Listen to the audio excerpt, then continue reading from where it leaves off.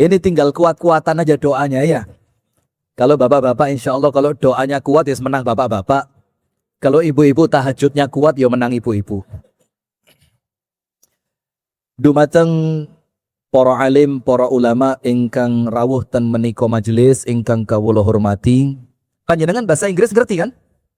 Saya khawatir nanti saya muqaddimah bahasa Inggris panjenengan enggak ngerti. Ngerti ya?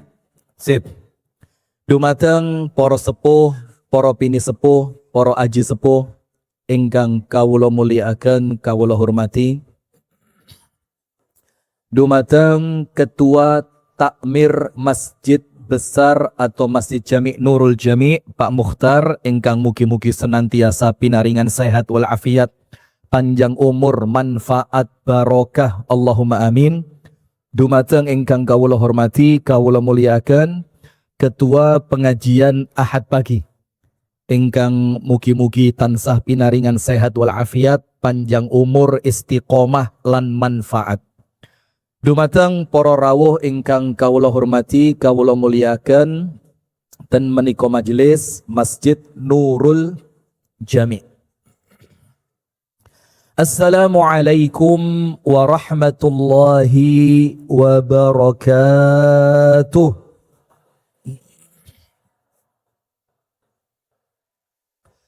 Bismillahirrahmanirrahim. Alhamdulillahi rabbil alamin.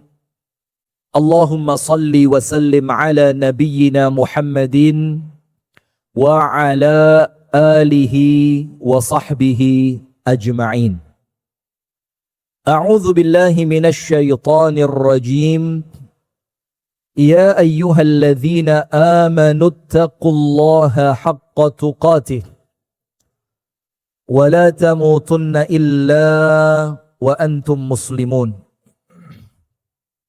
Allahumma inna nas'aluka ilman nafi'a wa rizqan tayyiba wa amalan mutaqabbala.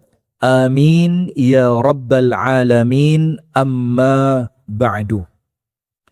Alhamdulillah, kita bersyukur kepada Allah atas nikmat yang Allah karuniakan. Sehat, sempat. Karena manusia di antara dua ini, sehat dan sempat. Ada orang sehat tapi tidak punya kesempatan. Ada orang punya kesempatan tapi tidak dianugerahi kesehatan. Maka ketika sehat dan sempat ini kumpul, Rasulullah mengatakan banyak orang yang tertipu dengan tidak menggunakan sehat dan sempat itu untuk kebaikan. Terakhirnya getun. Getun itu apa? Loh kok sama? Ini Jawa Timur niru Jawa Tengah apa Jawa Tengah niru Jawa Timur? Oh, Jawa Timur niru Jawa Tengah, tak pulang saya. Nah, sudah. Maka yang tersisa getun. Dengan itu banyak sekali ayat Al-Quran, banyak sekali hadis Nabi yang kemudian kita sampaikan di pengajian semacam ini untuk memanfaatkan kesempatan dan kesehatan sebaik mungkin. Maka salah satu surat yang sering kita baca, dan ini merupakan sunnah yang diamalkan oleh para sahabat Nabi. Kalau mereka kumpul, dan kemudian perkumpulannya selesai, mereka mau pisah.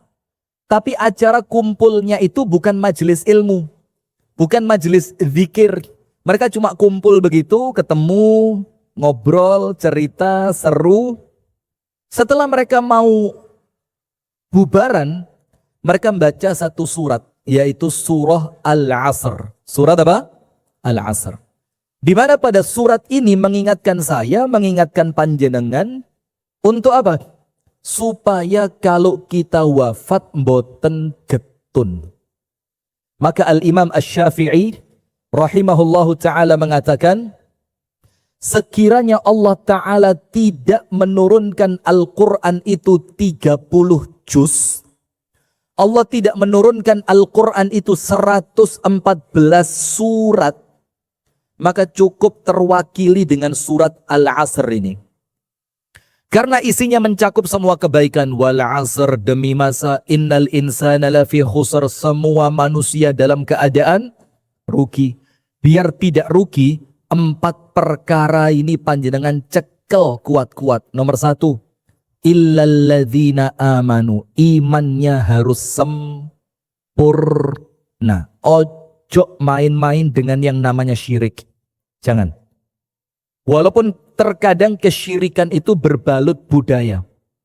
Tapi kalau sudah mengkhawatirkan akan menjerumuskan panjenengan pada suatu perbuatan yang itu kesyirikan, wis, jangan ikut-ikut. Illalladzina amanu. Tapi iman tok tidak cukup. Karena iman itu keyakinan dalam hati, ucapan dengan lisan, perbuatan dengan anggota badan. Maka tidak ada kalimat iman ngadeg dewe, itu tidak ada. Pasti diiringi dengan apa? Illalladzina amanu wa amilus solihat. Maka konsekuensi iman itu amal soleh. Panjenengan kemarin Ramadan puasa mboten Bu? Ala prep. Panjenengan poso Ramadan 30 hari? Nah, pemain cadangan. Lihat sebelah sini. Pak, panjenengan Ramadan dek wingi poso mboten, Pak? 3 doson dinten, Pak. Lihat. Ini calon surga kabeh, Masya Allah. Yang sebelah sini katanya Rasulullah, Pak, kurang akal, kurang agama. Ini nanti belum pengajiannya selesai, ibu-ibu buyar lapo ngurungok wong situ iki. Nah, sudah. Maka iman itu konsekuensinya amal soleh. Maka orang puasa, panggilan pertamanya apa? Ya ayyuhalladzina amanu kutiba alaikumusiyam. Setelah iman, diperintahkan beramal, amalannya puasa. Maka puasa itu man shoma ramadhana imanan. Yang puasa itu motivasi pendorongnya adalah keimanannya kepada Allah. Maka orang beriman ojo males ngamal. Harus, Pak. Bisa tahajud yo tahajud, bisa ngaji yo ngaji. Panjenengan saged sodakoh nggih sodakoh. Panjenengan kiat poso nggih monggo poso. Panjenengan orangnya seneng silaturahim nggih monggo silaturahime diperbanyak, disregepi. Illalladzina amanu wa amilus solihat wa tawassaw bil haq. Nah ini loh. Kita di sini tawassaw bil haq, saling mengingatkan untuk menjalani sing bener-bener. Wa tawassaw bis sabr. Selama orang itu berada di atas kebenaran, kudu sabar. Nggih napa nggih? Karena apa? Kesabaran itu menjadikan amal soleh senantiasa sukses. Orang puasa perlu sabar. Poso lek gak sabar, mokel. Orang tahajud perlu sabar. Orang tahajud kalau tidak sabar, karuan turu. Ibu-ibu ngadepi suami.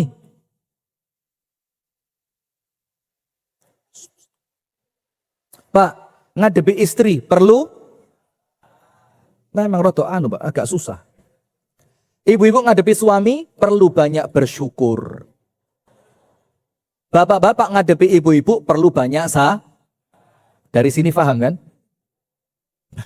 Sudah. Maka itulah.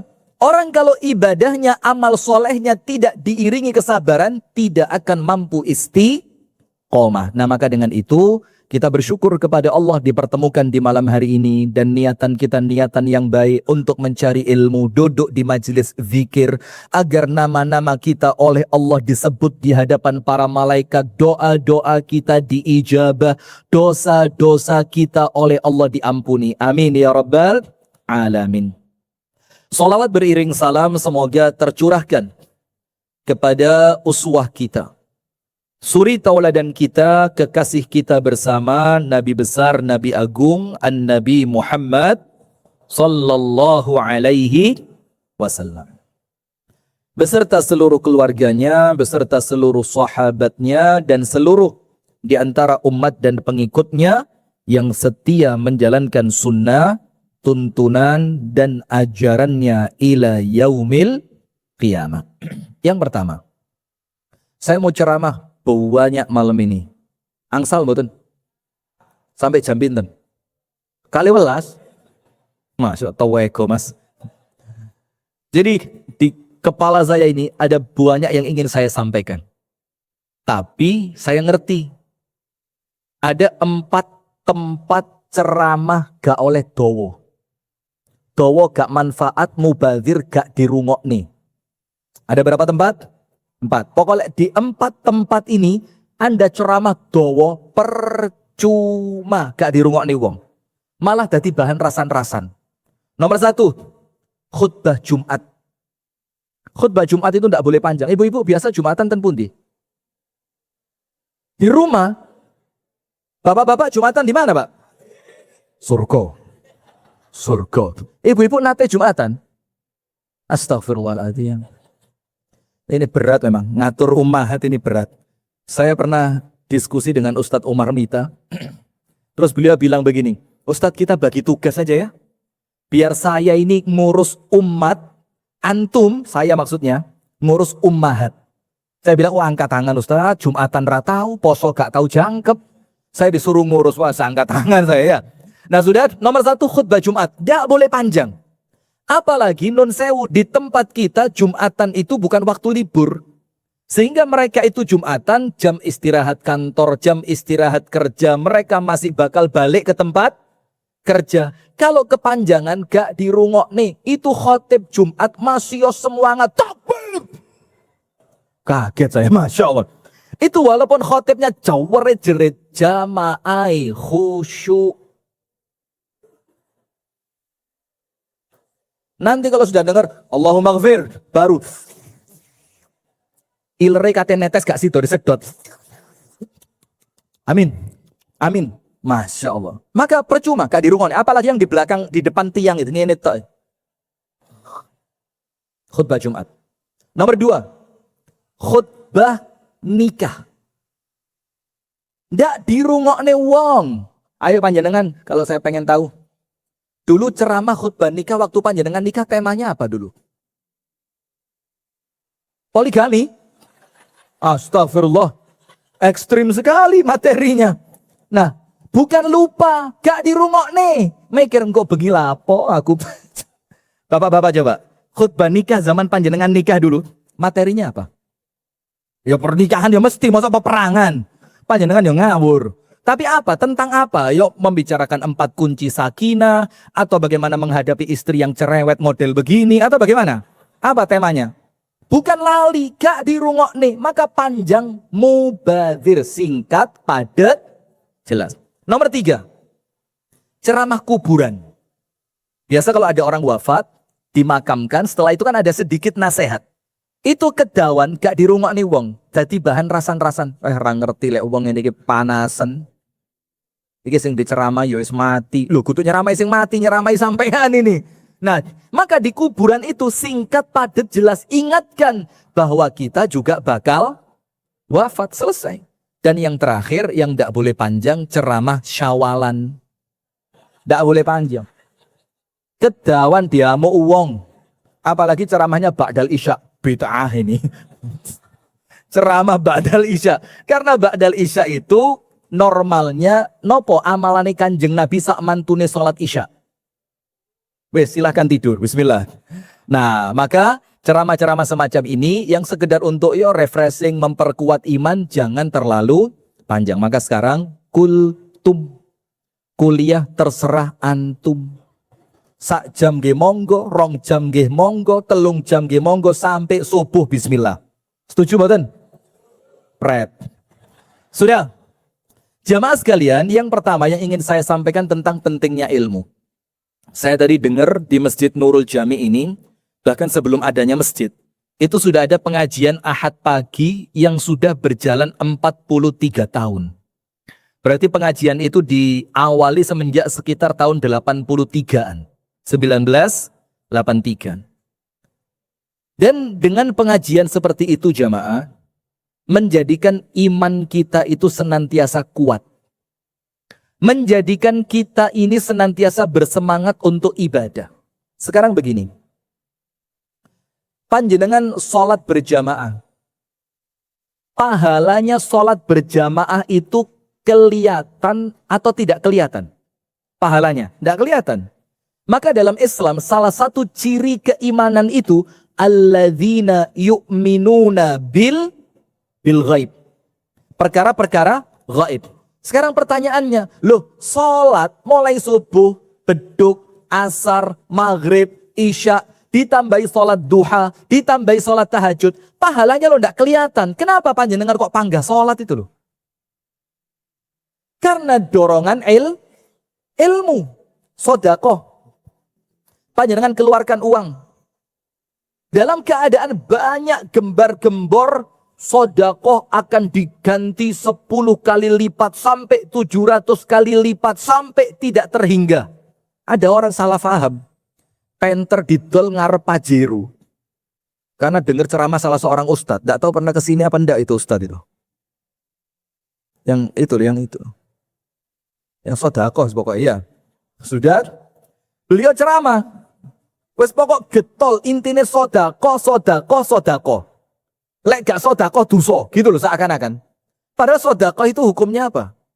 Sunnah. Jangan maksa orang untuk sesuatu yang sunnah. Kalau panjenengan memaksakan orang lain mengamalkan sesuatu yang secara fikih hukumnya sunnah, panjenengan menganggap sunnah seperti wajib malah dosa. Akhirnya ketika beliau ceramah, jamaah terobsesi, ngerti enggak? Tapi terobsesinya bukan karena dorongan ilmu, bukan karena dorongan iman, tapi emosional sesaat. Siapa yang jual mobil Panther, Allah akan gantikan Pajero. Didol tenan, Pak. Payu sekitar 60-70 juta. Ditunggu Pajero. Siap-siap garasi didandani. Iya. Pager dicat. Nunggu mobil apa? Saulan gak moro. Wah, ujian dari Allah ini. Biasanya lek tambah suwe ini gak Pajero teko nih. Al-Fatihah. Bukan Alphard. Ini datangnya ini Alphard ini. Sudah. Rongulan dinteni gak teko. 3 bulan Pajero gak datang. Padahal Pinterest payu. Dan uangnya bukan diambil dia, disedekahkan. Subhanallah, sampai beberapa bulan kemudian marah-marah ini orang. Ustadznya dilabrak. Kenapa? Karena dia salah menempatkan amal yang tidak dilandasi dengan ilmu. Jadi dorongannya dari amalnya dia dunia tok. Yo keliru. Maka ilmu semacam ini menjadikan kita tetap istiqomah, menjadikan kita tetap sholat, menjadikan kita tetap sodakoh, menjadikan kita tetap baik, walaupun kita tidak melihat pahalanya secara kasat mata. Ada seorang khalifah di zaman Abbasiyah, namanya Sulaiman ibnu Abdul Malik bin Marwan. Panjenengan coba buka sejarahnya, Sulaiman bin Abdul Malik bin Marwan. Ini Sulaimannya khalifah, Abdul Malik khalifah, Marwan khalifah. Jadi ini seperti Pak Jokowi sama Gibran gitu loh. Jadi bapaknya presiden, anaknya wakil presiden. Loh biasa aja, saya enggak ngomong apa-apa loh, biasa loh. Enggak loh, saya ini cinta Jokowi saya ini. Loh, dikira ngapusi, serius. Saya ini termasuk yang dukung Pak Jokowi. Ngamuk.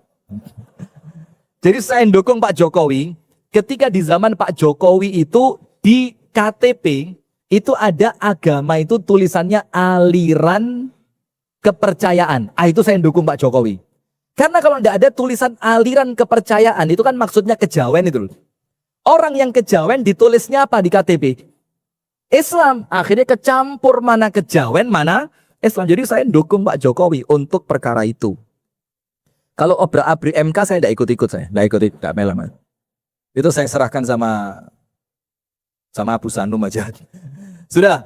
Maka Sulaiman bin Abdul Malik bin Marwan itu mau berangkat haji. Khalifah besar. Kekuasaannya hampir mencapai 1/3 dunia. Mau berangkat haji. Dikumpulkan pasukannya, dibilang ayo siap-siap kita mau berangkat haji. Siap semuanya. Setelah sampai di Mekah, Sulaiman bin Abdul Malik bin Marwan ngundang jamuan makan malam yang diundang siapa? Para ulama-ulama Mekah. Setelah jamuan makan selesai, Sulaiman bin Abdul Malik bin Marwan itu membutuhkan mufti haji.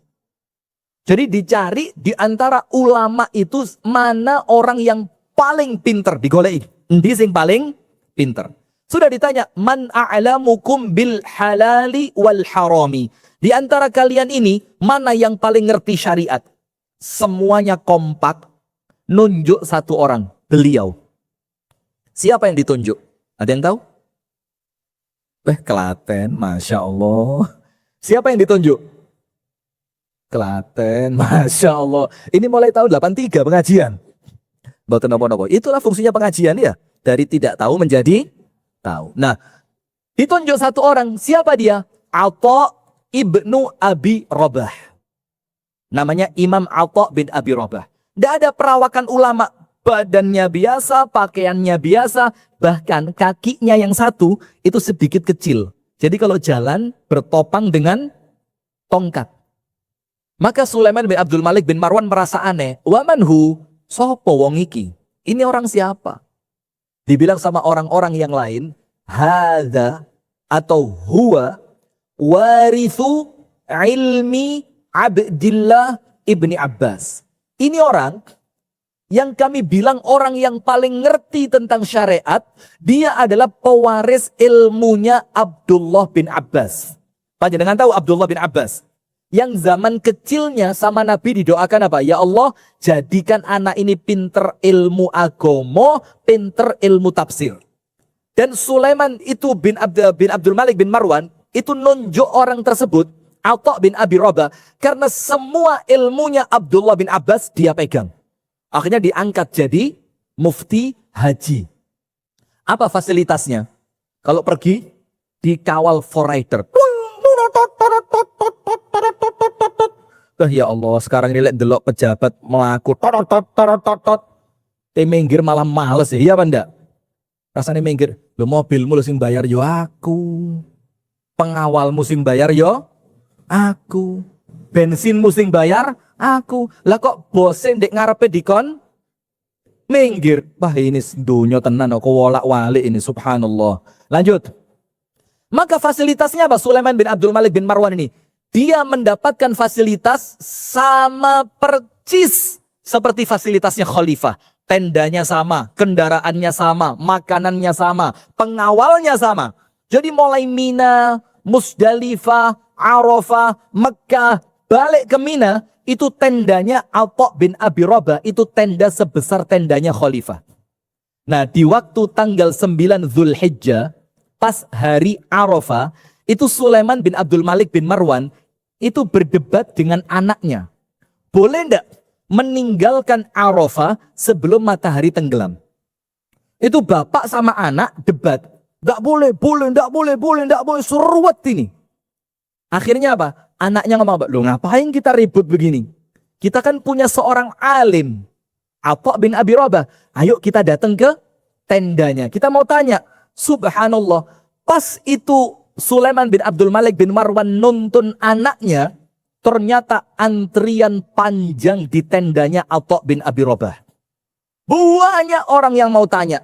Khalifah gak mau antri, langsung melbu tung tung tung tung tung tung tung tung tung sampai depannya Atha bin Abi Rabah. Terus Atha tanya, "Man ant? Sampean niki sopo?" Bayangin. Sampean niki sopo? Lihat ulama itu. Kalau ulama sing tenanan ulama lo ya. Bukan ubaru, ini ulama. Sing tenanan ulama itu pasti disegani. Kenapa? Ulama itu gak kemalan dunyo. Maka suatu hari Imam Hasan Al-Basri ditanya sama muridnya, "Imam, apa rahasianya panjenengan niki lek ketemu wong soge gak mundur blas? Danya, ganteng, wibawa. Apa rahasianya?" Kata Imam Hasan Basri apa? Karena dia butuh ilmu saya dan saya tidak butuh bondonya dia. Dia butuh sama saya tidak butuh sama dia. Maka dia tunduk di depan saya. Sekarang tidak begitu. Ulama ngetek, one way. Apa one way itu?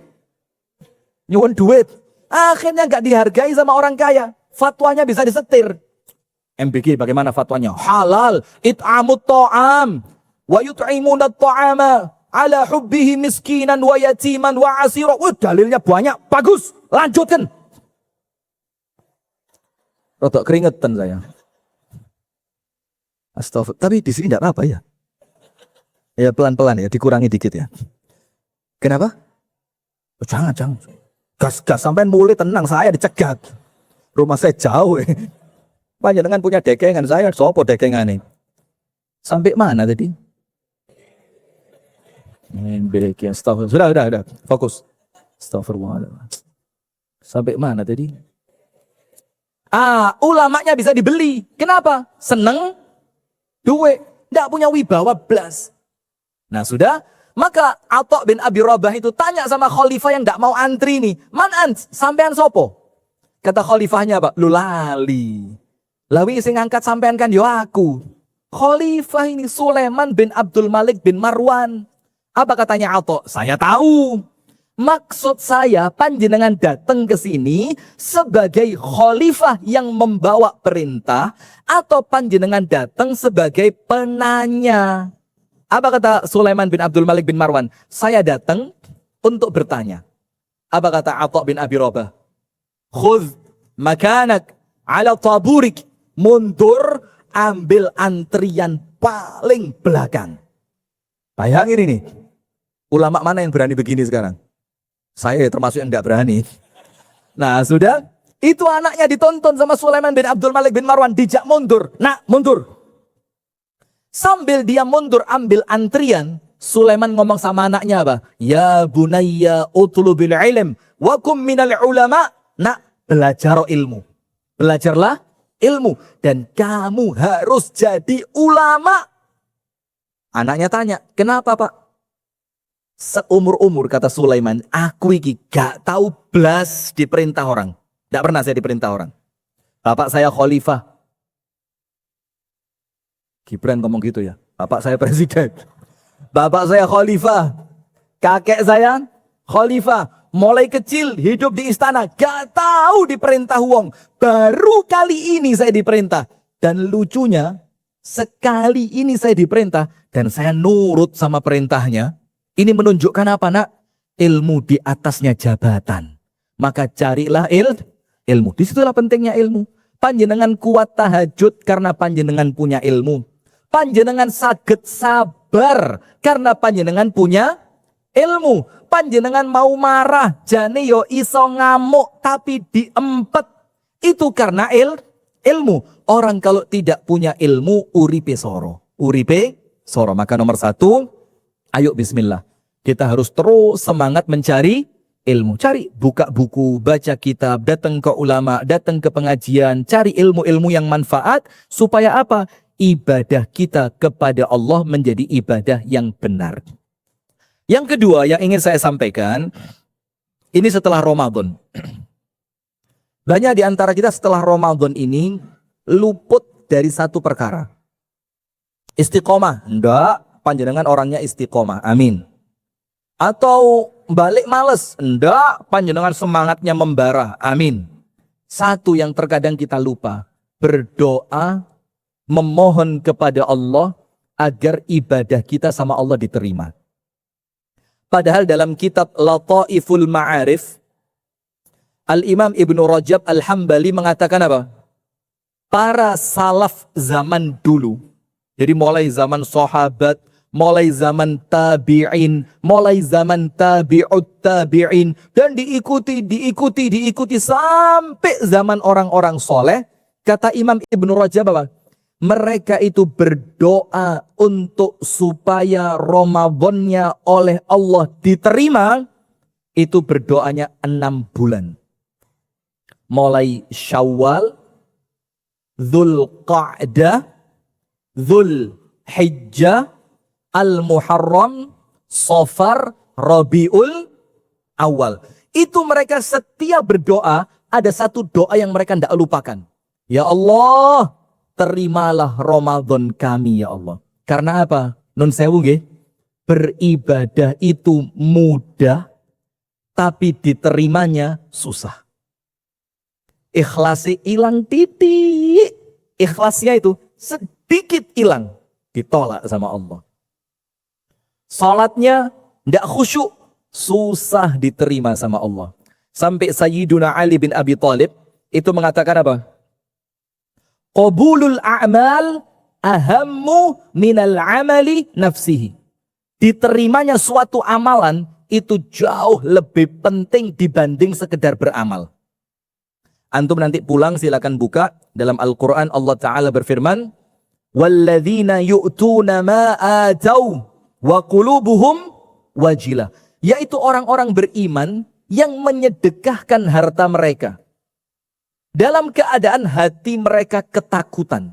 Wis iman, sodakoh, tapi atine wedi. Wedi itu bahasa Jawanya apa? Ajrih, takut. Lepas diwalak-walik ajrih. Jadi mereka itu imannya bagus dan mereka melakukan amal soleh dengan bersedekah, tapi atine kemrungsung, atine wedi. Ibunda Aisyah sempat dalam tanda kutip salah faham. Apa kata Ibunda Aisyah? Ya Rasulullah, apakah mereka itu yang merasa takut karena mereka pernah berzina? Apakah mereka itu yang merasa takut karena mereka pernah mencuri? Apakah mereka itu yang merasa takut karena mereka pernah berjudi, minum minuman keras, atau dosa-dosa besar yang lainnya? Rasulullah bilang apa? La, tidak Aisyah.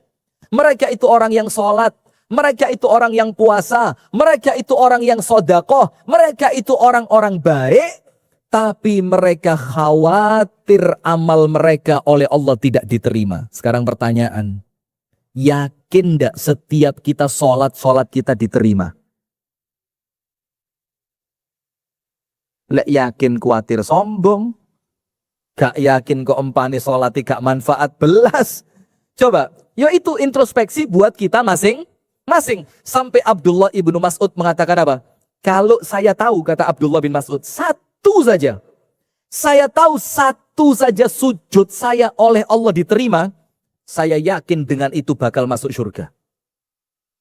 Lek yakin satu tok sujudnya diterima. Dengan itu saya yakin masuk surga. Kenapa? Antum tahu? Perempuan, pekerjaannya jelek, ngasih minum seekor anjing, melbu surga. Seorang laki-laki nyingkirkan gangguan dari jalan gara-gara dia lihat ada batang berduri, dienggirno. Allah terima kasih, Allah ampuni dosanya, Allah masukkan dia ke dalam surga.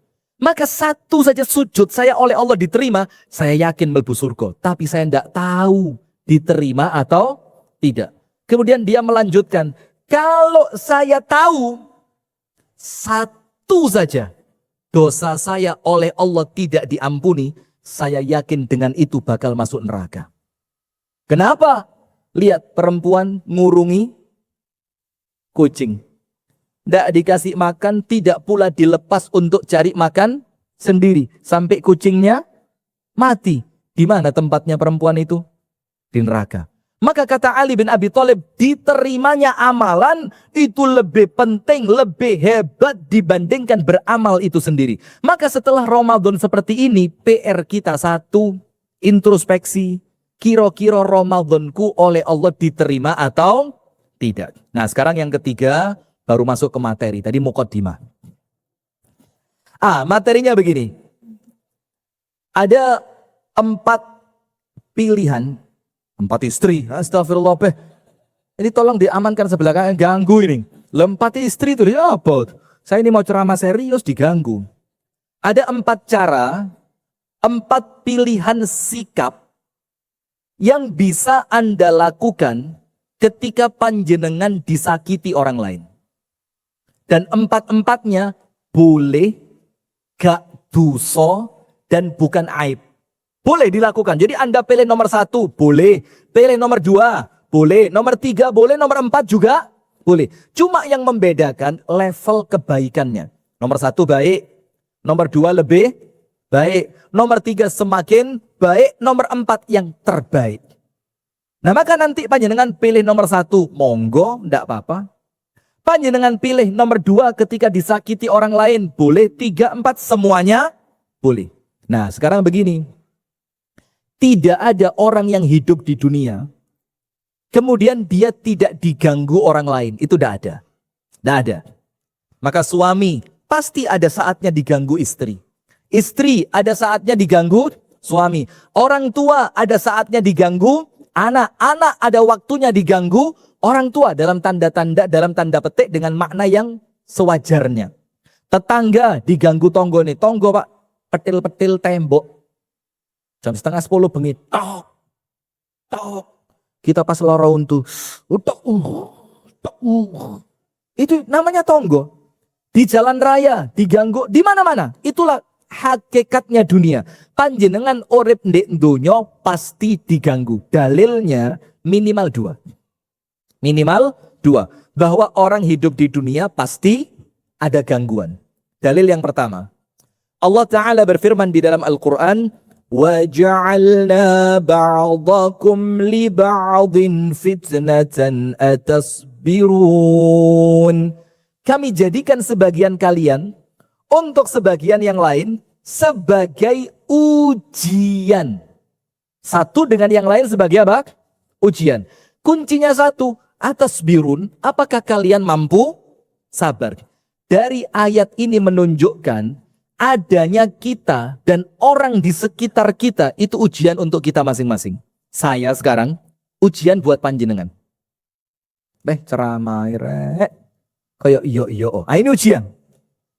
Panjenengan ujian buat saya. Saya ceramah ngotot-ngotot. Lah kok sing sebelah kono turu. Lah ini ujian. Maka keberadaan kita satu dengan yang lain sebagai ujian. Ayat ini menunjukkan tidak ada manusia hidup di dunia tanpa gangguan orang lain. Nabi Muhammad diganggu apa enggak? Nabi Muhammad diganggu apa enggak? Diganggu. Istrinya Nabi Muhammad SAW, Ibunda Khadijah radhiyallahu anha, diganggu apa enggak? Diganggu. Semua diganggu. Enggak ono wong di dunia kak diganggu, enggak ada. Dalil yang kedua, Rasulullah SAW bersabda, "Alladzi yukhalitun nasa wa yasbiru ala adahum khairun min alladzi la yukhalitun nasa wa la yasbiru ala adahum." Bahasa Arab saya bagus ya. Masya Allah, belajar bahasa Arab wen-wen ya. Orang yang kumpul manusia, kumpul. Seneng kumpul itu kalau bahasa Jawanya grapyak. Grapyak itu apa? Ya sana bisa, sini bisa ya. Atau bahasa yang lainnya itu blater. Ngerti blater? Jawa Timur berarti blater ini. Blater itu kalau orang bikin rumah belum dikeramik dikasih semen itu loh. Oh plaster, oh alah. Ya wes bahasa Inggris. Bahasa Inggrisnya itu humble. Jawa orang ngerti dah nih Inggris ya. Humble itu bu, kalau panjenengan masak pancinya panas diangkat pakai humble itu loh. Jampel. Jampel itu kalau aki mati disambung sama aki yang lain itu dijampel namanya. Wis terus, astagfirullahaladzim. Sudah. Maka Rasulullah bersabda, orang yang kumpul pasti diganggu. Maka orang yang seneng kumpul, kata Nabi Muhammad, seneng kumpul. Arisan PKK ikut, acara Karang Taruna ikut, di kampung ada kerja bakti ikut, di masjid ada pengajian, yo ikut. Pokok kumpul terus. Tapi orang ini sabar ketika diganggu. Apa kata Nabi Muhammad? Luwe apik, lebih baik, lebih utama, lebih afdol dibanding siapa? Walladzi la yukhalitun nas, dibanding orang sing gak seneng kumpul. Dan biasanya panjenengan teliti. Lah insya Allah gak salah. Apa itu? Orang yang gak seneng kumpul biasanya tersinggungan. Gini apa nggih? Dijak guyon, baper, koncone pasang status, nyindir. Dan saya pernah ini bu, kejadian bu. Ya saya tidak nyebut tempat ya, karena sekarang live ini rotok medeni nyebut tempat. Pulang pengajian, kaca mobil saya diketok-ketok sama ibu-ibu. Tok, tok, tok, tok, tok. Ustadz, buka jendelanya. Saya buka, mobil zaman biyen pak, bukanya nggak pakai power window, tapi pakai power hand. Cek, cek, cek, cek, cek, cek, cek, cek. Wis jendelane rotok seret, ibu-ibu cerit-cerit. Enten apa bu? Ustadz turun dulu. Masya Allah. Masuk kata dirabek nombi anak saya ini, Masya Allah. Turun saya. Setelah turun, panjenengan tahu ngomong apa ibu ini? Ustadz, tadi materi ceramah pesanan tuan rumah ya? Loh. Saya tanya, loh kenapa kok pesanan tuan rumah? Itu mulai innal hamdalillah sampai kafaratul majelis subhanakallahumma wa bihamdika. Itu nyindir saya terus. Masya Allah bu. Lah orang model begini biasanya gak akeh koncone. Kenapa? Gampang tersinggung. temennya arisan, diundang suguhane apik, pamer. Suguhane elek, medit. Ada orang sholatnya panjang, riya. Enek wong sholatnya cepet, apa yo diterima. Nah, ada orang ngaji banter, dumane lek ngaji pinter dibanter nih. Ada orang ngaji pelan, ketara lek raiso, Klaten banget. Nggak boleh tersinggung, ayo. Gak duwe konco nanti, sudah. Maka orang kata Nabi Muhammad yang seneng kumpul tapi ketika diganggu orangnya sabar itu lebih baik dibanding orang sing gak seneng kumpul biasanya gak sabaran. Nah, ini dalil yang kedua menunjukkan panjenengan kalau kumpul manusia pasti diganggu. Paham betul? Nah, sekarang Ustadz, kalau diganggu, apa yang harus kami lakukan? Jadi kalau saya diganggu orang, apa yang harus saya lakukan? Maka panjenengan punya 4 pilihan cara. Semuanya boleh. Jadi panjenengan monggo kerso mau pilih nomor berapapun, itu bukan dosa. Artinya ada keluasan syariat untuk panjenengan memilih manapun. Nomor 1, wes ben cepet. Nomor 1, ketika panjenengan disakiti orang lain, ada cara membalasnya dengan apa? Balesan sesuai kejahatan yang dia lakukan. Misalkan panjenengan diludahi, balasan, balasan sudah. Panjenengan maaf, menurut saya begini, ini kalau bahasa Jawa Timurnya dikuampleng, powo, balasan, powo. Panjenengan dilok nih, lemu, TBC. Balasan pokok sesuai kezoliman yang dia lakukan kepada panjenengan. Pukul balas, pukul. Paido balas. Paido itu apa sih? Paido itu dinyek, dicaci, maki. Balas, paido. Panjenengan diludahi, balas, ludahi. Boleh apa tidak? Boleh. Tapi ini bukan jamaah Nurul Jami. Ya jamaah Nurul Jami ya gini semua calon surga kok ya. Apa ya pantas? Nah ini jamaah calon surga semua. Nomor 1, balas sesuai kadar kezoliman yang dia lakukan. Ustadz kok ngurui ya elek? Apa ya oleh ngono iku? Boleh. Dalilnya ada? Ada. Allah Ta'ala berfirman, وَجَزَاءُ سَيِّئَةٍ سَيِّئَةٌ مِثْلُهَا. Balasan suatu keburukan adalah keburukan yang serupa. Pukul balas pukul. Dihina balas hina. Boleh? Boleh. Ayatnya mengatakan balasan suatu keburukan adalah keburukan yang serupa. Boleh. Dalilnya dari hadis apa? Rasulullah bersabda, Al-Musabbani, 2 orang yang saling mencaci maki. Rasulullah bilang apa? Wa 'alal badi'i ma lam ya'tadil madhlum. Dosanya ditanggung yang memulai. Selama yang membalas tidak berlebihan. Penak ora? Ngelok nih wong gak dosa lho, Masya Allah. Ini kalau tidak di Nurul Jami tidak dapat Anda. Ngelok nih wong gak dosa. Dengan syarat apa? Jangan panjenengan yang mulai. Tapi panjenengan cuma membalas.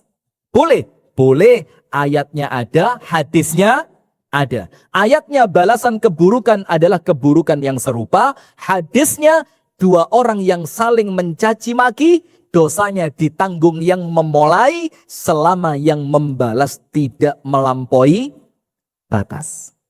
Tapi hati-hati, kenapa? Amerika, Masya Allah. Panjenengan sudah mulai tertarik dengan gaya saya ini. Nanti kita lanjutkan, Pak. Pokoknya ada. Apa kok lagi rame pokoknya ada ini apa ini? Pokoknya ada. Itu yang itu loh. Yang ditanya dananya dari mana? Pokoknya ada. Siapa itu ya? Ada yang tahu? Ya pokoknya ada ya. Sudah, astagfirullahaladzim. Lewong sekelas pejabat negara ditakoni dana dari mana? Pokoknya ada. Lah nanti arek sekolah ditakoni rukun Islam ada berapa? Pokoknya ada. Kan ya ruwet gurune ya apa mbak? Kata disalah nih enek contoh nih. Gak disalah nih pane kok ya gak dijawab. Sudah. Lanjut. Kayak jam rolas tenan ini. Sudah. Tapi jawabannya jamaah, kalau Anda membalas semua keburukan dengan keburukan, Anda tidak dapat apapun kecuali lego ndek jerone ati. Sampean kira aku rawani ta, Sampean kira sing duwe lambe mek sampean tok ta, lambeku ya padha malah turah. Lambe ahli gosip semua dosa tok. Ketika dipukul, loh, mbok kira aku rawani ta? Balas pukul. Tidak dapat apapun, cuma puas di dalam hati. Mek atine lego, tapi gak entuk apa-apa. Panjenengan mau yang nomor 1? Ya pas ngaji ndak. Lepas kedaden ya nomor 1 ae karuan. Wong gak dosa kok. Maka nomor 1 tidak menghasilkan apapun. Cuma panjenengan merasa lego karena panjenengan bisa membalas. Nomor 1. Tapi ada pilihan yang lebih baik. Ustadz, opo sing luwih apik untuk membalas keburukan orang lain terhadap saya? Jangan dibalas di dunia, tuntut nanti di akhirat. Di dunia, jarke. Apa jarke itu? Biarkan. Bahasa kami di kota metropolitan Kasembon Raya, no reckon. Apa no reckon itu? Wes gak tak reken blas, ngeladeni sampean malah menurunkan derajatku. Laku iki lek arisan wis kelas 2 juta kok. Ngeladeni wong wedok sing arisane 5.000. Gak level. Masya Allah, sombong ya. Nah sudah, maka cara kedua, biarkan di dunia, dipukul, ojo dibalas. Anda dihina, jangan dibalas. Anda disakiti, jangan dibalas. Di dunia, biarkan dia dengan kezolimannya. Terus apa yang Anda dapatkan, tuntutlah nanti di hadapan Allah. Apa yang Anda dapatkan, kezoliman yang dia lakukan, akan dia bayar dengan pahala ibadah yang akan diberikan untuk Anda yang dizolimi. Milih legone ati opo entuk pahala gratis? Legone ati apa pahala gratis? Maka suatu hari, muridnya Al-Imam At-Tirmidzi ditanya sama seseorang, Mas, sampean ngaji mbek Imam Tirmidzi sudah berapa lama? Oh, selawas. Aku as-sabiqunal awwalun niki murid pertama-tama nih Imam At-Tirmidzi. Saya mau tanya, Mas, pernah ndak Imam At-Tirmidzi rasan-rasan? Ayo lek normalnya menungso pernah apa ndak? Ibu-ibu sehari berapa kali? Enggak kehitung. Ya bagus jujur ya. Daripada wis ngerasani dadi munafik mana, Masya Allah. Nah, sudah, ini muridnya tanya, pernah ndak gurumu ngerasani orang? Apa kata muridnya? Guru saya terlalu cerdas untuk memberikan pahalanya cuma-cuma kepada orang lain. Ngerti ndak maksudnya? Kalau ngerasani, pahalanya diberikan kepada orang yang dirasani. Sudah? Maka yang nomor 2, biarkan di dunia, tuntut di akhirat. Dalilnya apa? Ada 2. Nomor 1, panjenengan sampun apal. Ada cerita Nabi tentang orang bangkrut. Pernah tahu enggak?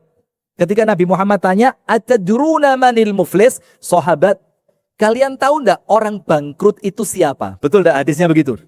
Para sahabat jawab, oh ya begini ya Rasul. Orang bangkrut itu barangi dagangan entek, duwike gak ngelumpuk. Itu orang bangkrut. Dagangannya habis, uangnya tidak terkumpul. Itu bangkrut. Kata Rasulullah, lah. Yang saya maksud bukan itu. Terus siapa orang bangkrut itu? Man ya'ti yaumal qiyamati bi salatin wa sadaqatin wa siyamin. Orang yang datang pada hari kiamat, salate sregep, posoni istiqomah, ngajine sregep, sodakoi akeh, tapi dengan semua amalan itu waqad syatama hadza, pernah menghardik orang ini. Wa akala mala hadza, pernah ngakali orang ini. Wa dharaba hadza, pernah memukul orang ini. Wa safaka dima'a hadza, menumpahkan darahnya orang ini. intahaka irda hadza, pernah menjatuhkan kehormatan orang ini, pernah bongkar aibnya orang ini, pernah mengadu domba orang ini, pernah menyampaikan omongannya orang ini, sampai pada hari kiamat pahala yang dia kumpulkan diambil, diberikan kepada orang-orang yang pernah dia zalimi untuk pahala gratis. Itu nomor 2. Biarkan di dunia, tuntut di akhirat. Dalil yang kedua apa? Ada satu riwayat, tapi riwayat ini oleh para ulama diperselisihkan. Tapi untuk kita ya untuk tambahan ilmu aja ya. Dari sahabat Nabi bernama Abu Umamah Al-Bahili. Abu Umamah Al-Bahili. Ini saya ceritakan fima ma'nahu. Bukan teks hadisnya, tapi saya ceritakan secara makna. Maknanya begini. Nanti di hari kiamat, Allah memanggil 2 orang untuk menerima rapot catatan amal. Menerima apa? Rapot. Allah berfirman, Iqra kitabak kafa binafsikal yawma alaika hasiba. Wacon kitabmu, tidak ada yang menghitung kecuali dirimu sendiri. Dibuka, Allah panggil nomor 1. Rifki Ja'far Thalib. Maju saya. Sama Allah dikasih buku rapot saya. Bukumu. Cek nama. Betul ya Allah. Cek foto. Betul ya Allah. Nomor induk kependudukan. NIK. Betul ya Allah. Nomor kartu keluarga. Betul ya Allah. Foto. Foto waktu saya masih ganteng dulu ya Allah. Oke, sip. Kamu buka isinya. Saya buka. Seret. Astagfirullah. Saya buka lagi. Selamat di akhirat tidak ada penyakit jantung ya. Jadi kaget-kagetnya gak jantungan. Terus saya bilang apa? Tastahzi'u bi ya Rabbi. Ya Allah, panjenengan dalam tanda kutip ya, ngenyekku loh ya Allah. Ngenyek panjenengan ini kepada saya. Loh kenapa? Saya bilang ya Allah, saya belum pernah haji. Lah kok tertulis haji ping 30. Saya belum pernah umroh ya Allah. Masa umroh ping 150. Cek. Masa tertulis umrohnya ping 150. Terus ya Allah, saya tidak punya anak asuh. Masa tertulis di sini anak asuh saya 300. Ini punya siapa ya Allah? Bukan buku saya. Terus Allah jawab apa? Iya, tenang aja wis. Memang itu bukan amal kamu. Tapi haji ping 30 itu karena Pak Haji Bu Hajah di Masjid Nurul Jami tahu ngerasani sampean. Berarti pahala haji ini sampean pek kabeh. Masya Allah. Lah kok 30 rek sing rasan-rasan rek. Coba sak masjid ngerasani kabeh tambah pena ini. Sudah. Itu ya Allah. Umroh 157 kali. Iyo. Pak umroh mbek Bu umroh iku sak kampung wedi itu takut ya. Kenapa kok wedi? Pasir, wedi ya wedi. Itu sak kampung wedi, mulai umroh, rombongan ngerasani sampean kabeh jare, soge kok ra gelem umroh. Ku lho. Gelangi mulai ugel-ugel sampai sikut. Umroh ra gelem. Maka orang 5 bis tadi yang ngerasani orang itu pahalanya sampean pek kabeh. Alhamdulillah. Itu ya Allah. Saya tidak pernah punya anak asuh yatim piatu. Kok tertulis 300? Iya. Itu orang tua asuh pondok pesantren yatim piatu fulani ngerasani sampean. Dadi pahalane wong iku kabeh, anak asuhnya pahalane sampean pe. Alhamdulillah. Itu orang pertama, Rifki Ja'far Thalib. Gak lapo-lapo pahalane akeh. Allahumma panjenengan amin tok lo medit. Allahumma telat malaikatnya ngale. Sudah. Allah panggil orang kedua. Siapa yang kedua ini? Siapa yang kedua? Udin. Udin maju. Maju Udin. Cek nama. Leres Gusti Allah. Udin. Nah mana Udin? Tidak apa ya. Contoh tok ya. Jangan nanti saya khawatir kedaten ya. Wes, namanya siapa? Namanya Teddy. Pokoknya ada. Jangan ini mesti mancing-mancing ini. Namanya Fulan, ya aman. Fulan maju, oke ya Allah. Cek nama, nama saya. Foto saya. Siap semuanya menjawab, ya. Dibuka bukunya, gaya iki. Aku haji ping 17 ya. Opo? Umroh gak kehitung aku umroh seminggu ping 4, ping 5 bareng. Kita tidak tahu berangkat kapan itu. Sudah dibuka pede dia. Iqra kitabaka kafa binafsika al-yawma 'alaika hasiba. Baca kitabmu, cukup dirimu sendiri yang menjadi penghitungnya. Dibaca. Loh, kok kosong? Loh, kok renek? Dilempar. Ya Rabbi, hadza laisa kitabi. Ya Allah, ini bukan buku saya ini. Saya haji 30 kali ya Allah. Mosok gak ketulis belas. Mosok malaikat pas cuti ya Allah.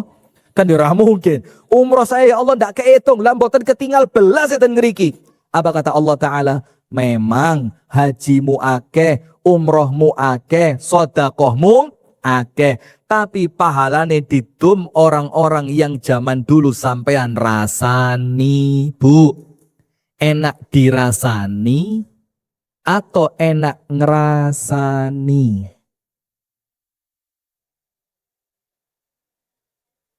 Bu, enak dirasani nopo enak ngerasani?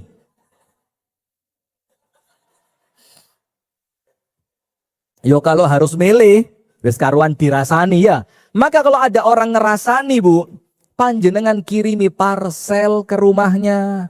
Mbak, sampean wingi dirasani. Jare sampean iki lemu, kulit ireng, lah kok benges wabang. Sampai jarane kok jaranan no, Mbak. Lu langsung datang ke rumahnya, bawain parcel. Apel, buah, pir, anggur. Tapi jangan lupa sebelumnya direndam sianida. Ya malah rusak ini, astagfirullah. Nah, maka panjenengan ingat Kiai Haji Abdullah Gimnastiar. Agim ingat? Pernah panjenengan boikot dulu ya? Alah ndak apa. Pernah panjenengan boikot dulu ya? Kenapa dulu, Bu? Lo panjenengan istrinya bukan kok sok-sokan marah. Nah sudah, maka Agim itu mengatakan apa? Kalau ada orang berkirim pahala kepadamu, kirimi kebaikan kepadanya. Kalau kamu digunjing, kamu difitnah, kamu dicaci, kamu dimaki, balaslah kebaikan orang itu, ngirim pahala gratis dengan hadiah kepadanya. Setuju boten?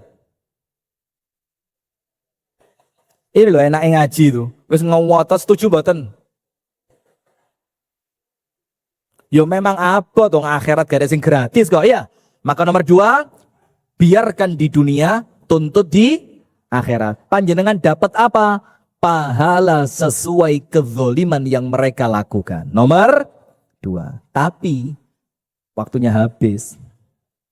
Ada yang lebih baik. Apa yang lebih baik? Nomor 3. Apa yang nomor 3? Jangan bales di dunia. Jangan tuntut di akhirat. Lah terus aku entuk apa? Di dunia gak bales, di akhirat gak nuntut. Terus panjenengan dapat apa?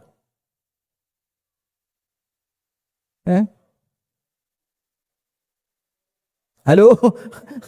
Panjenengan dapat apa? Panjenengan dapat lebih banyak dari Allah. Apa itu ndak balas dunia, ndak nuntut akhirat? Allah Ta'ala berfirman di dalam Al-Quran, فَمَنْ عَفَى وَأَصْلَحَ فَأَجْرُهُ عَلَى اللَّهِ.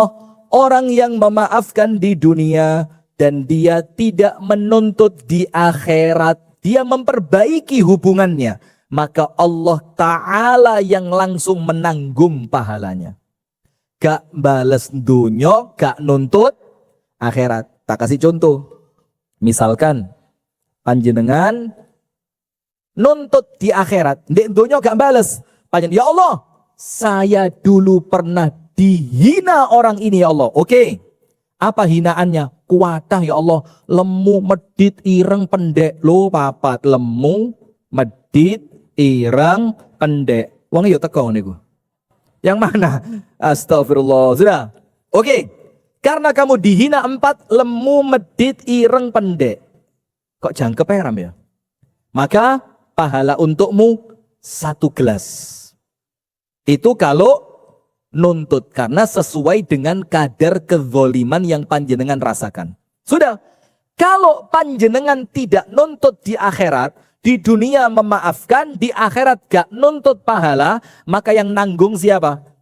Allah. Barang siapa memaafkan dan tidak menuntut di akhirat, Allah langsung yang nanggung pahalanya. Maka kalau nuntut entuk sak gelas, lek gak nuntut, panjenengan sama Allah dikasih sak galon. Milih gelas nopo galon? Gelas nopo galon?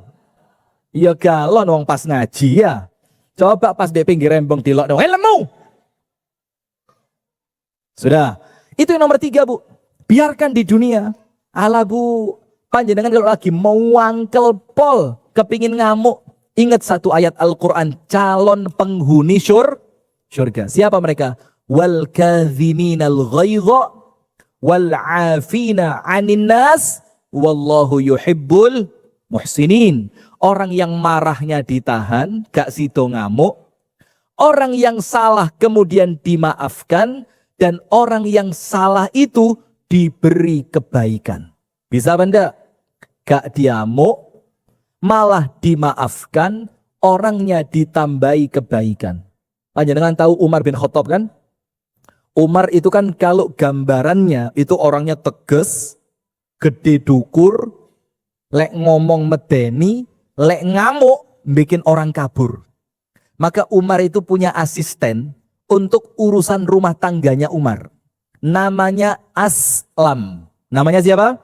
Aslam. Suatu hari, Bilal bin Rabah itu ketemu Aslam. Terus Bilal itu tanya, "Ya Bilal, sif lana Amirul Mu'minina Umar idza ghadib." Bilal, ceritakan kepadaku Umar itu kalau marah seperti apa? Masya Allah, ini pertanyaannya top ini. Bilal, ceritakan kepadaku Umar kalau marah seperti apa? Ini Bilal tanya kepada Aslam. Apa Bu jawabannya Aslam? Ya Bilal, inna amirul mu'minina Umar idza ghadib la yusaf. Wahai Bilal, Umar itu kalau marah gak iso diceritakne. Kenapa? Sebelum Umar marah, kami kabur duluan. Ya apa kata cerita? Gak ada sing wani. Kalau marah itu begitu mengerikan. Apa kata Bilal? Wallahi la, demi Allah ndak. Kata Bilal, innil taqaitu bi Umar fi qimmati ghadabihi. Saya pernah ketemu Umar di puncak kemarahannya. Jadi bukan cuma marah, tapi apa? Pas pol-polane le Umar itu ngamuk. Terus kata Aslam, apa yang kamu lakukan? Faqara'tu alaihi ba'dha ayil Qur'an. Aku bacakan kepada Umar sedikit ayat Quran. Apa yang terjadi? Fata'a ra'sahu ka'annahu at-tayrul madhbuh. Tiba-tiba Umar itu begini, dingkluk-dingkluk. Tidak lama setelah itu jatuh tersungkur seperti burung yang disembelih. Maka Aslam tanya, ayatnya opo tak gawe jimat iki? Lek pas Umar ngamuk tak wacani. Apa ayatnya? Kata Bilal, ayat tadi wal kadhiminal ghaidh, orang yang pandai menahan amarah. Wal afina 'anin nas, gampang memaafkan orang yang salah. Wallahu yuhibbul muhsinin, dan berbuat baik kepada orang yang zalim kepada kita. Kata Bilal, ketika aku bacakan ayat itu, Umar langsung mantuk-mantuk, gak sido ngamuk. Bayangin. Maka nomor 3 ini Bu, wis tala. Kalau kita ini mau gak ngamuan, ada caranya. Ya cuma yo lek pas dere yo roto angel ini ya. Cuma coba ditahan sejenak ya. Ambek anu sing roto gede. Keluarnya dari mulut ya, jangan dari mulut. Jadi tarik nafas tuh. Kalau berdiri, duduk. Kalau duduk, berbaring. Bukan malah sebaliknya, kita kalau marah sambil duduk, apa yang kita lakukan? Apa? Ditambah nemen setan, ditambah jari setan. Terus no mas. Cilik sikat pisan buyar mas. Padahal tuntunannya sak wali. Kalau berdiri suruh duduk, kalau duduk suruh berbaring. Intinya apa? Orang kalau marah disuruh mempersedikit aktivitas. Jadi lek ngamuk, menengok. Tarik nafas. Ibu-ibu kalau tahu bapaknya nikah lagi, Bu, menengok. Tak belani, Pak. Tenang aja, Pak. Beres. Boleh, Bu? Boleh. Loh ceramah lo boleh apa enggak? Loh, enggak boleh. Loh, saya diundang suruh ceramah, kalau saya tanya boleh bu? Enggak boleh. Masya Allah. Sudah. Maka tarik nafas. Yang kedua kata Rasulullah, kalau sedang marah, wudhu.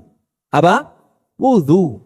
Karena marah itu panas, karena marah itu dari setan. Setan terbuat dari apa?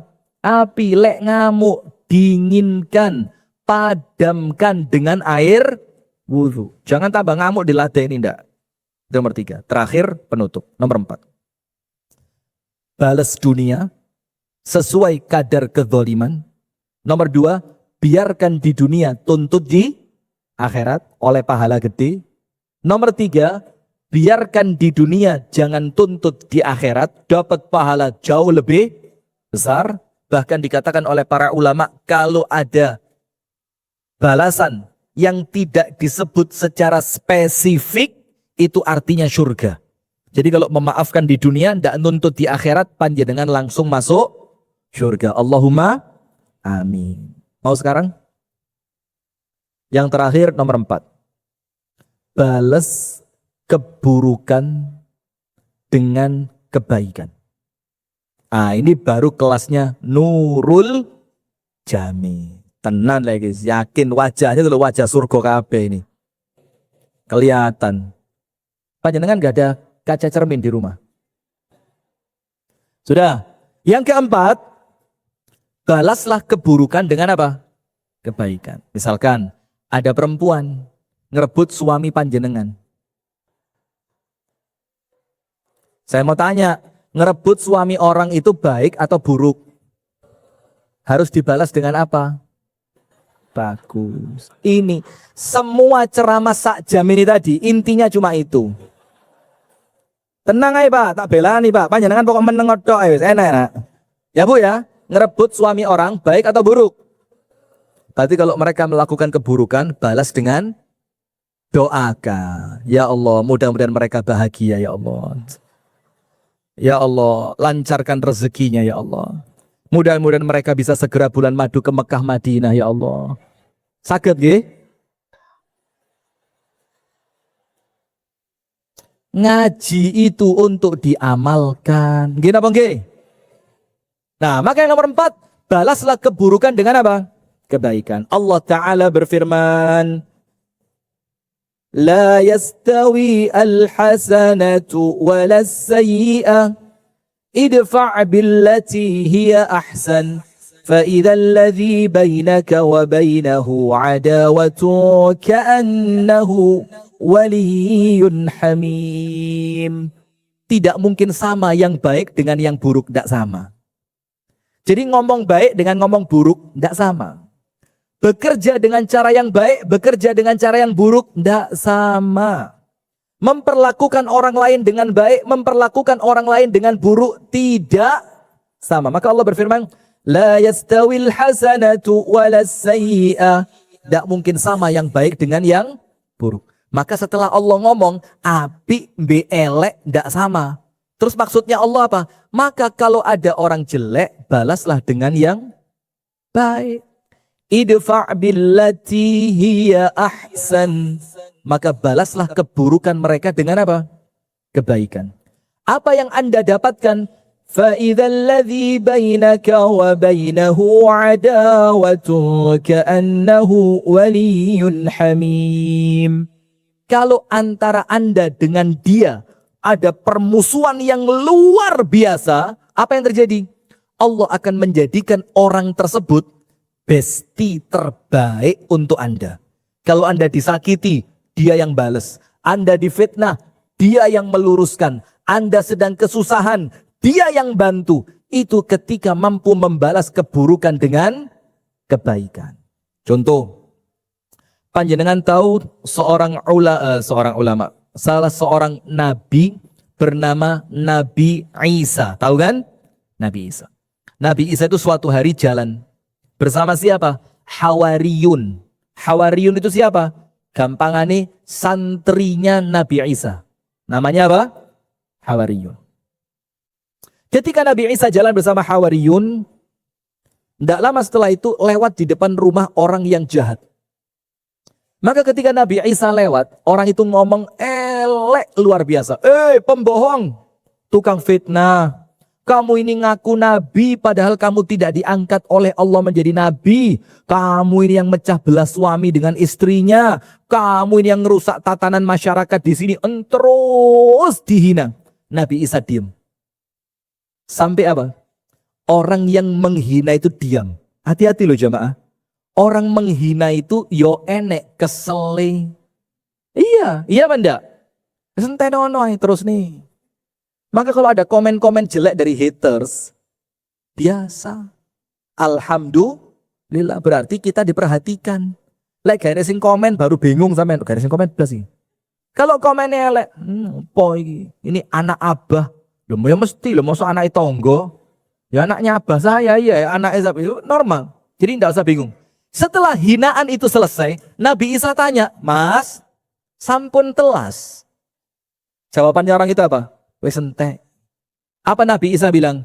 Apapun yang kamu ucapkan tadi, semuanya ada dalam diri saya.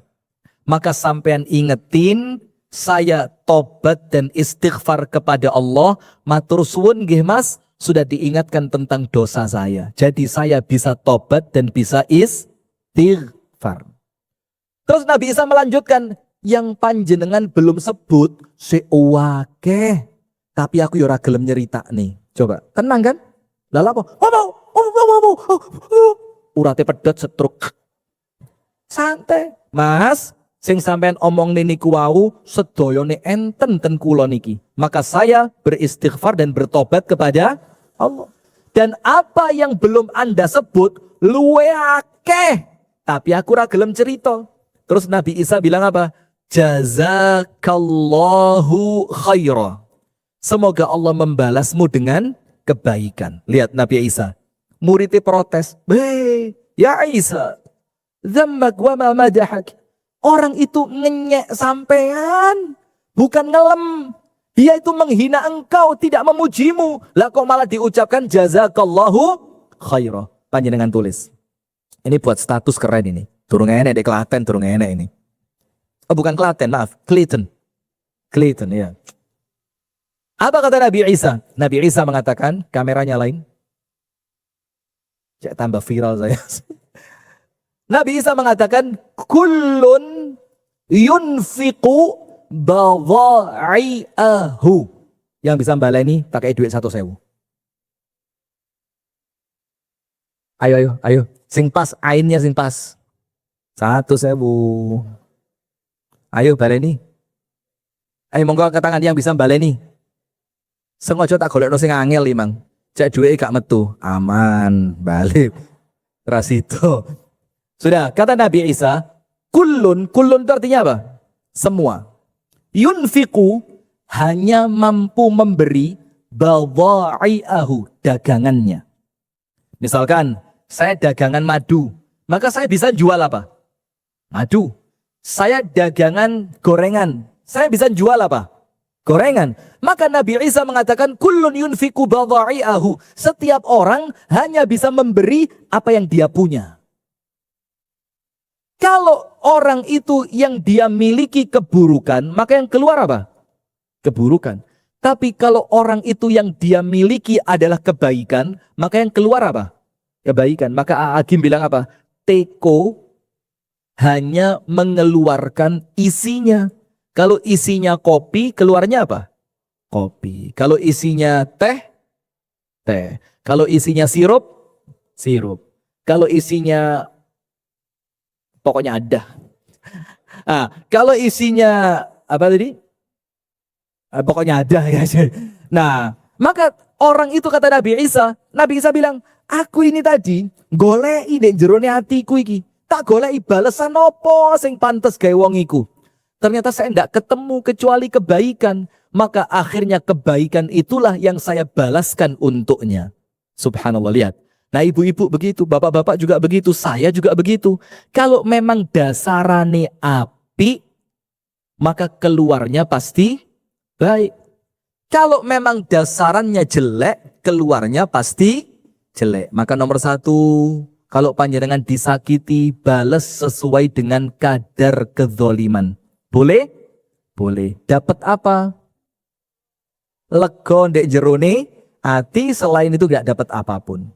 Nomor 2, jangan balas di dunia, panjenengan dapat pahala nanti di akhirat. Nomor 3, jangan balas dunia, jangan tuntut di akhirat, diikhlaskan. Anda dapat apa?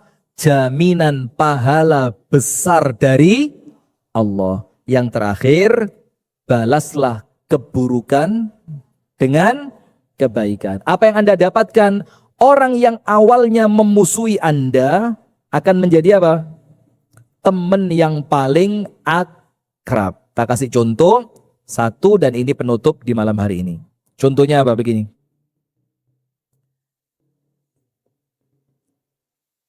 Anda tahu Nabi Muhammad ketika jalan dari Mekah menuju Taif sekitar 90 km dan naik.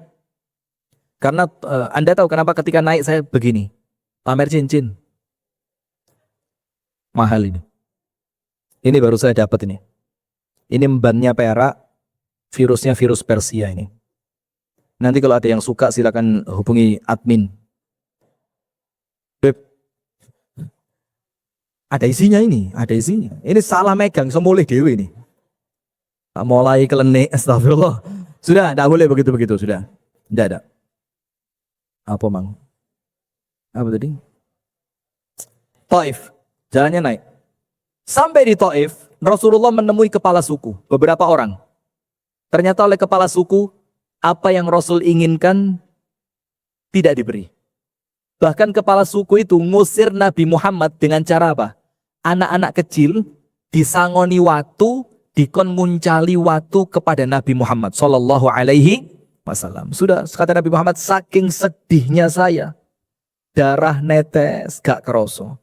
Saya jalan sampai saya tidak sadar kecuali setelah saya berhenti di suatu tempat.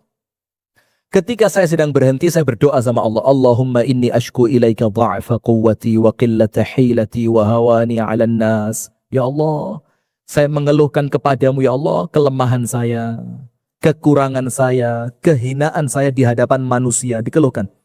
Tidak lama, malaikat penjaga gunung kan datang.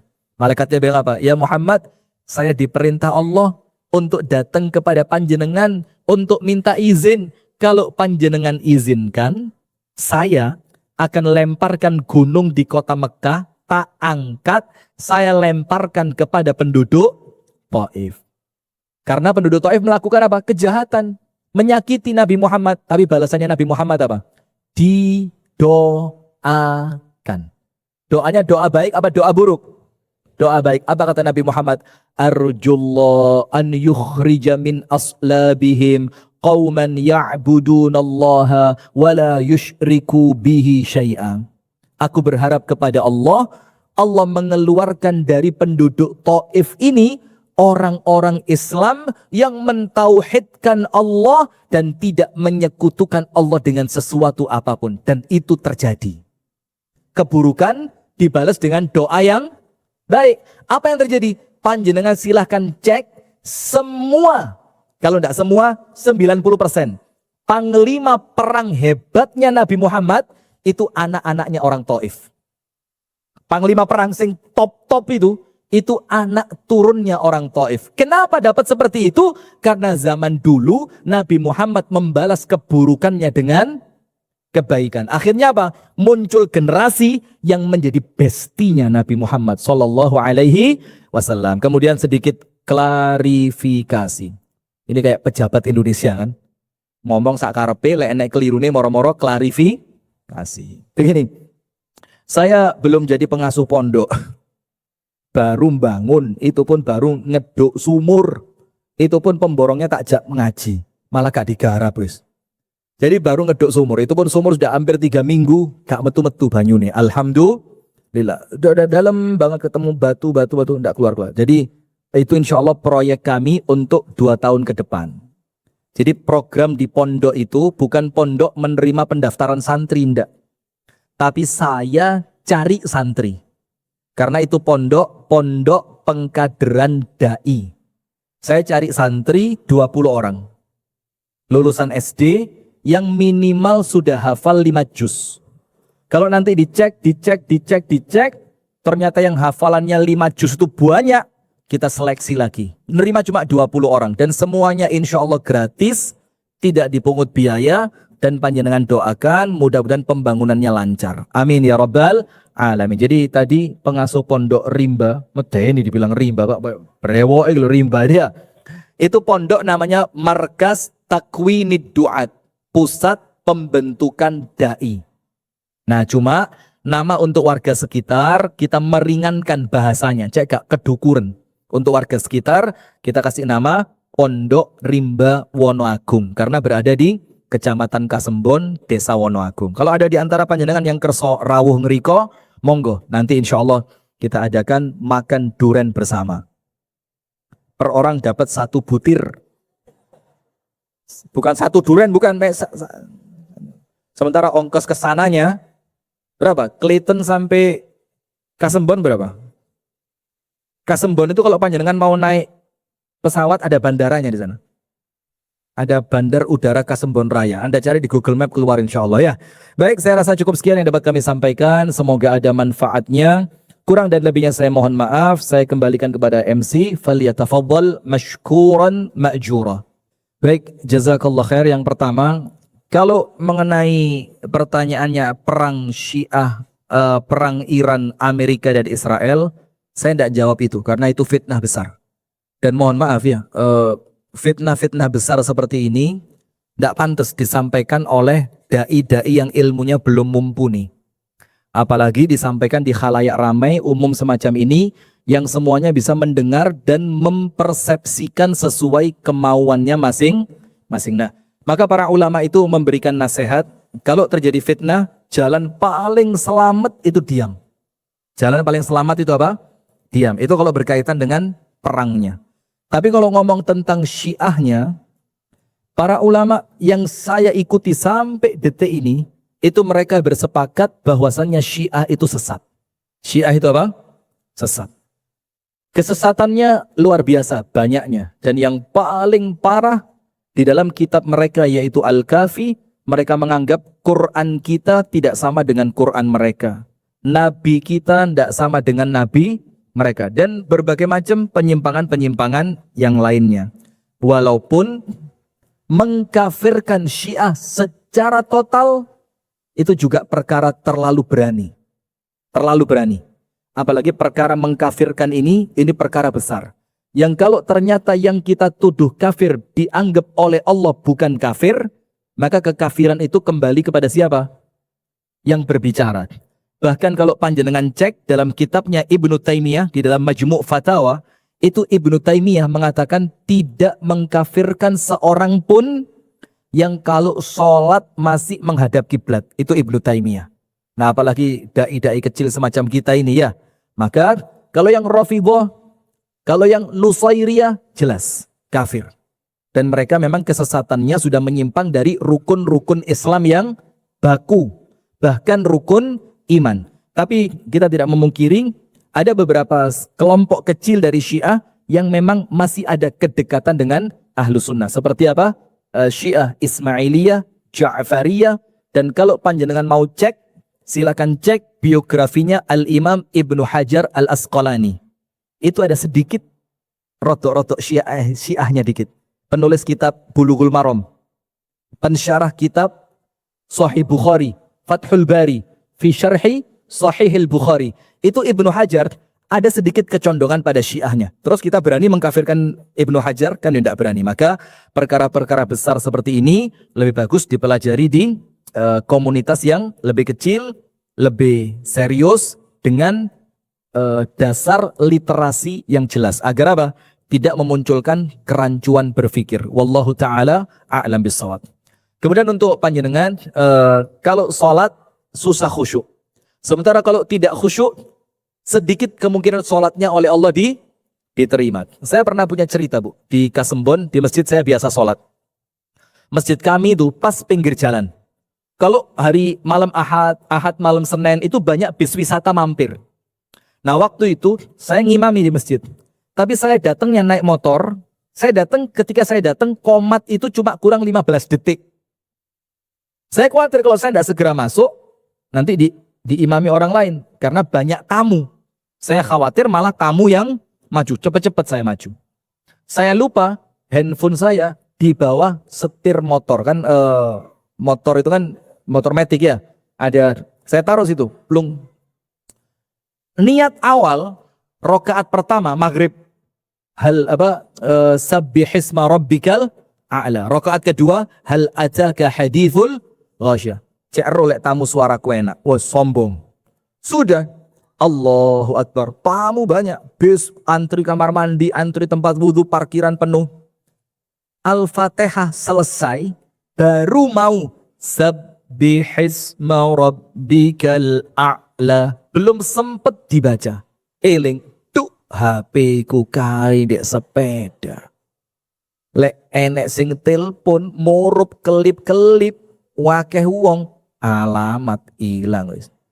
Itu sabihis ganti kul huwaile. Rakaat pertama wal asri, rakaat kedua inna a'tayna. Susah khusyuk Bu. Apalagi jam. Makanya saya beli jam itu tidak pernah mahal. Paling yo 3 juta 200, 4 juta, murah-murah saya beli jam itu. Kenapa? Loh, 3 juta mahal, Pak. Murah. Anda kayak tidak punya dapur MBG aja. Dapur MBG sehari 6 juta loh Mas. Sudah. Maka saya beli jam murah-murah, jam plastik begini. Karena apa? Gelek lali nih. Nah apalagi kalau pas lali tuh. Di tempat wudhu. Allahu Akbar. Nah sudah. Maka ada 4 tips khusyuk sholat. Walaupun 4 ini Bu. Tidak menjamin ketika Anda lakukan moro-moro khusyuk. Ya enggak. Karena khusyuk itu apa? Ikhtiar, latihan. Nomor 1. Noto niat. Orang kalau ikhlasnya kuat, khusyuk lebih mudah. Ikhlasnya kuat, khusyuknya lebih mudah. Jadi sebelum sholat, niatnya ditoto. Saya sholat untuk siapa? Saya sholat mau cari apa? Sholat ini saya lakukan dalam rangka apa? Itu ditoto pelan-pelan. Maka jangan sampai tergesa-gesa. Nomor 2, pastikan pakaian, tempat, dan lingkungan Anda sholat itu tidak banyak gangguan dan bersih. Jangan sampai ada aroma menyengat, suara-suara yang berisik, atau kemudian sesuatu yang berpotensi mengganggu. Nomor 2, jadi tempatnya, pakaiannya, minimal itu Anda yakin bersih dan nyaman. Nomor 3, latihan memahami arti bacaan yang Anda baca mulai takbiratul ihram sampai salam. Karena dengan memahami arti, menjadikan panjenengan itu tidak ngiwonengan. Panjenengan akan fokus memahami apa? Artinya. Dan yang keempat, jangan sampai ketika, gini bahasanya itu, lek pas menggok kan sholat, kan gak mungkin, 100% kan gak mungkin. Maka ketika sedikit Anda berbelok, cepet-cepet ndang balik. Dan lakukan semua itu mulai rakaat pertama sampai selesai rakaat keempat. Dan jangan lupa memohon dan berdoa kepada Allah. Wallahu ta'ala a'la wa a'lam bissawab. Saya rasa itu yang dapat saya sampaikan. Mudah-mudahan lain waktu, lain kesempatan Allah pertemukan kembali kita dalam keadaan yang lebih baik. Dalam keadaan yang insya Allah presidennya sudah baik. Seskapnya baik. Menteri ESDM-nya baik. Menteri apa lagi yang ngangkat beras itu? Menteri apa? Apa yang ngangkat beras itu? Pokoknya ada. Masya Allah. Nah, mudah-mudahan kita ketemu dalam keadaan yang jauh lebih baik. Dan semoga ilmu yang telah kita sampaikan Allah jadikan ilmu yang bermanfaat. Amin ya rabbal alamin. Dari kami tutup dengan doa kafaratul majlis. Subhanakallahumma wa bihamdika. Ashhadu an la ilaha illa anta. Astaghfiruka wa atubu ilaik.